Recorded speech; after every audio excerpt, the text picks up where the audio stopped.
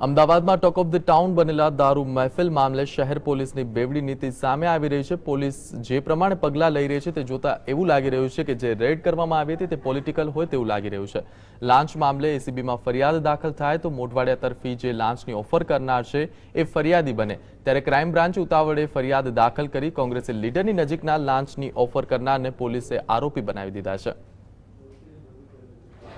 અમદાવાદમાં દારૂની રેડના મામલે તપાસ ચલાવતી ક્રાઇમ બ્રાન્ચ પોલિટિકલ હાથો બની ગઈ હોવાની ચર્ચા ઉઠી છે।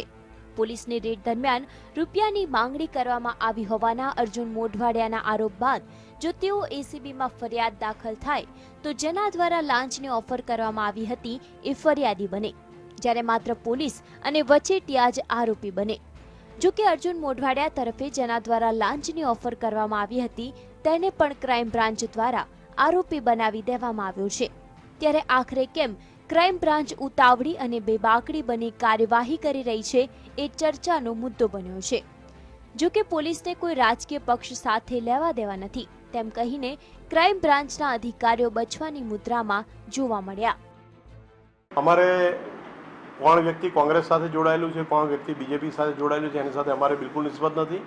અમારે તપાસ, એના પુરાવા, દસ્તાવેજો અને તપાસને લગતી જે ગુનો દાખલ થયો છે એની તપાસ ચાલી રહી છે એને લગતી જો કોઈ હકીકત હોય એને જ અમે લોકો ધ્યાનમાં લઈએ છીએ। કઈ પાર્ટીનો કોણ માણસ છે કે કોણ નહીં એ પોલીસનું કામ નથી।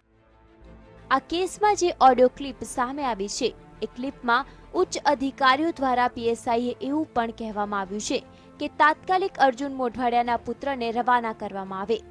તો શું ક્રાઇમ બ્રાન્ચ એ લેવલે તપાસ કરી શકશે કે માત્ર કાયમની માફક નાના કર્મચારી પર પગલાં ભરી નિષ્પક્ષ તપાસ કરી હોવાનો સંતોષ માનશે તે જોવું રહ્યું।